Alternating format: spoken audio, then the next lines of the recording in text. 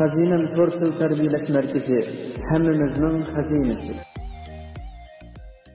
Bugun jinimizning isidan chiqqan jon farzandlar haqida to'xtalib baqay. O'g'il farzand u dadaning davomi, dada besib bo'lmagan yo'llarni bosadigan yo'lovchi ekan. Qiz farzand bo'lsa, onaning badan sirtiga chiqib qolgan yurig ekan.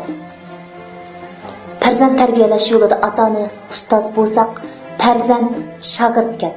Demak, oldi bilan ustozlarning o'zini tarbiyalamaga zaruriyat etgan. Chunki shogird bo'lmish farzandlar bizdan hid oladi, qimmat qarshini singdiradi. Shunga bizning dunyoga bo'lgan qimmat qarshimiz farzandlarimizga singib boradi. Ular bizga qarab hammani o'rganadi. Bu yo'lda o'rganguchilarimiz birlikda tirishaylik.